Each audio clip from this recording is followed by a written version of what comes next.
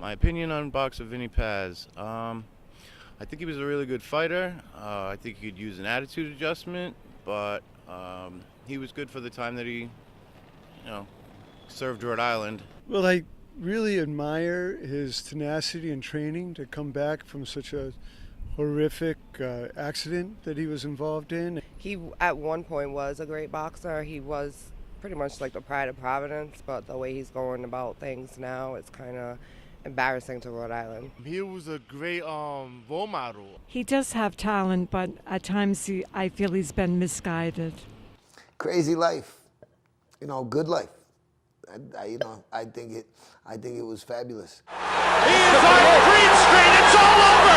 Pazmanian wins, and he knocked down the referee. Oh, I can't believe that. Pazmanian would not stop. My name is Vinny Paz. I am a 5-time world champion fighter. I live in Rhode Island, better known as the Pazmanian Devil, and that's about it. Won 5 world titles. That's always a big one. Vinny's fighting style is like his lifestyle then and now. Everything to the max. His fights were always on the seat of your chair, breathtaking, thrilling, exciting, and that's what made people want to watch him. What I remember specifically is he was part of the main event stable. And the main event stable back then, after the '84 Olympics, had Pernell Whitaker and Tyrell Biggs and Mark Breland and Meldrick Taylor and Evander Holyfield. So Vinny, it was easy for Vinny to get lost. He had to be something and create something a little different from those other fighters. And he did that. He had his own image. So he became very famous thanks to the image and thanks to the fact that he fought so often on network television. While Vinny had the ability to stick and move and whatnot, at some point he would just throw all that out the window and start throwing punches, and that's when it got to be fun. When Vinny first fought in the Providence Civic Center, Joe Frazier Jr. was the opponent. And Angelo always told people, including his promoters, that Vinny would sell out the Civic Center, and they laughed at him. They said, no, Angelo, go away. You'll see. Well, Angelo started at 6, 7 in the morning every morning, going to sell 6 tickets, 8 tickets, 12 tickets. And Joe Frazier Jr., so he had a little star power there. Vinny was coming off a knockout win, which was very dynamic on ESPN. And sure enough, Vinny sold out the Civic Center, and I think that was the second highest attendance in Civic Center history to Bruce Springsteen, and that held up for a long time, maybe even to this day. Vinny had just won a dramatic fight not too much earlier against Gilbert Delay, a middleweight championship on national TV, one of his better fights. He was positioned to defend that title, maybe even climb up in the ranks, make a lot of money, and all of a sudden this horrible car crash. And Vinny's popularity was very high at that point, so obviously a lot of people were very saddened and concerned for him. This is News Watch 10. Good evening. Rhode Island's own Pazmanian Devil is in Kent County Memorial Hospital tonight with a fractured neck. We're waiting to get official comment from the family to see whether or not Vinny will box ever again. No evidence so far of any paralysis. The initial concern was for his life, not for his career by any means, or could he ever walk again, because the initial things we were hearing was that he might be, paralyzed for the rest of his life. I think about it often, and I just remember holding on to the handle. When the kid started skidding into the other lane, I held on to the handle for dear life. And I remember saying, the last thing I remember, I'm never gonna defend my world title. And then boom, we got nailed. That's literally how that went down. We just left the weightlifting gym, and I was going to the chiropractors. How ironic is that? At first, when I came in here, I had tears in my eyes.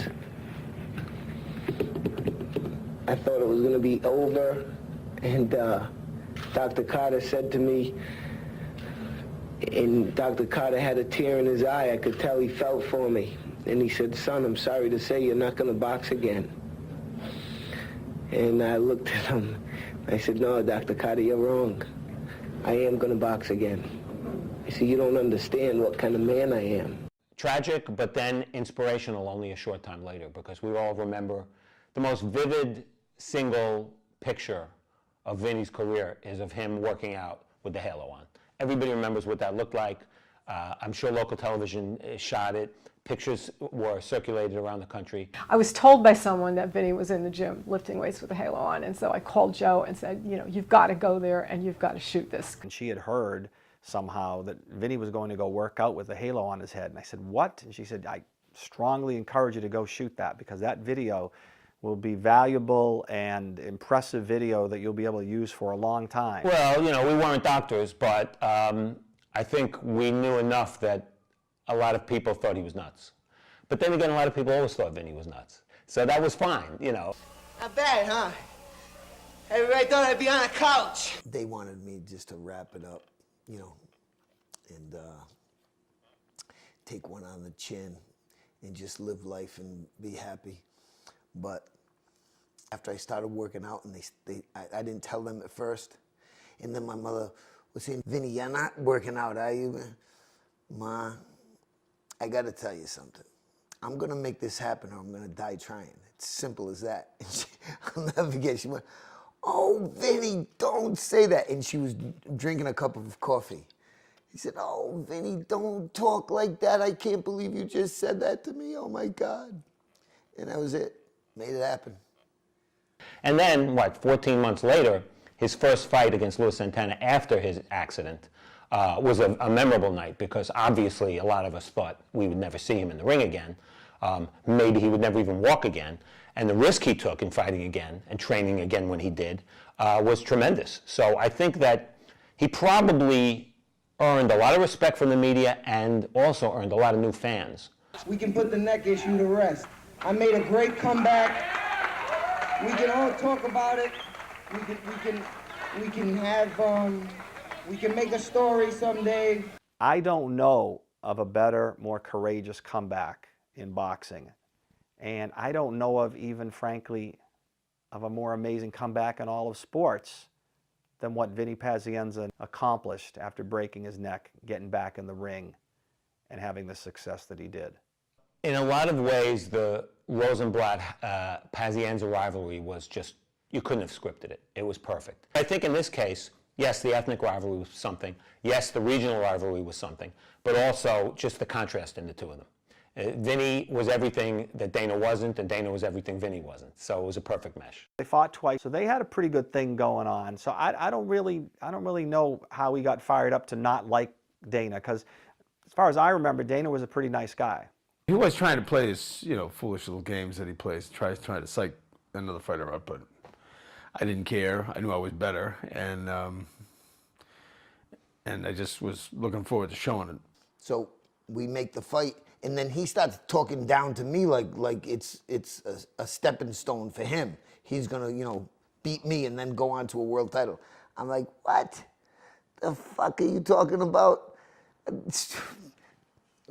I couldn't believe it, and aggravated me. That really annoyed me. He was a real. You say he's gonna talk on this, huh? I wonder what the hell he's gonna say. I think he sent flowers to my mother's house, saying I'm gonna kill your son or something stupid like that. I mean, the guy was like a prodigious asshole on steroids for the first fight, and for the second fight rather, and all the shit was totally unnecessary. About 20 years, and he wanted to be my friend. I said, no, pal. You're not gonna be my fucking friend. No, you weren't my friend then, you're not gonna be my friend now. Like, what do these people think? When I lost him the first time, I don't think I went out of my house for 3 weeks. But then, beating him in that second fight, that's the belt actually right there.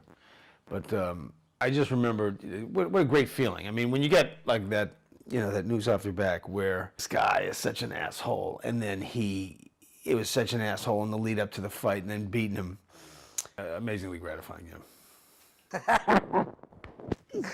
He's still scared of me. New at 6, Vinny Paz in trouble with the law again. Boxing legend Vinny Paz on probation tonight. Rhode Island legend, former boxer Vinny Paz arrested. Police have issued a warrant for the arrest of boxing legend Vinny Paz. Unfortunately, boxers' lives after they leave the ring are very rarely smooth, and Vinny's had his issues. Personally, I think that it's a very difficult adjustment for a fighter when you're in the public eye, and you're like Vinny, which is a very exposed kind of athlete, intentionally exposed, I think it's very hard to just kind of fall back into the mainstream and not be a star anymore, not be paid attention to. You know, I think people have to remember you're innocent until proven guilty. You really shouldn't believe everything you read, and I'm not saying he's a saint. You know, sometimes he says some things and he should think about what he says, but that's Vinny. You know, there's a thin line between creating a false image and creating an image the public will buy. And what Vinny did early on was be himself. You know, he was boisterous, he was verbal, he was outrageous at times, he was colorful. And sometimes in boxing, it doesn't matter if you're loved or hated, as long as you evoke an emotion. And there were, I'm sure, a lot of fans who wanted to see Vinny get his butt kicked, and there were also a lot of fans who loved him, specifically in New England. So I think that he created an image that worked for him for over 20 years. So he did a good job of that. Anytime you have a broken neck, especially in contact sports, I mean, you got to be careful about coming back. And the fact that he did it, you know, it speaks volumes to the guy's determination. I mean, he's a really determined, strong-willed guy. I was good. I don't know why, but that happened to be my calling in life, you know, and it worked pretty good for me. 50 wins, 5 world titles, not bad. I think Vinny was a mass of contradictions. He could be the most wonderful person in the world or the worst person in the world, but he is unique. Probably a couple years ago, I met him when he came through Twin River. I heard a lot about him, bad and good things, and but when I met him, he was like one of the nicest people I met. Now, I work up at Vendor Ravioli, and a couple of weeks ago, this guy's sitting across and he's eating, and everybody's shaking his hand, and it was Vinny Paz. I mean, he causes a lot of trouble. He's just a character, but I mean, that guy worked his butt off to get back to boxing, and turned out to be a good guy. And there's the right, and Paul goes down. One of the biggest punches I have seen in 1985. He wound up with the right hand, and it was a single shot.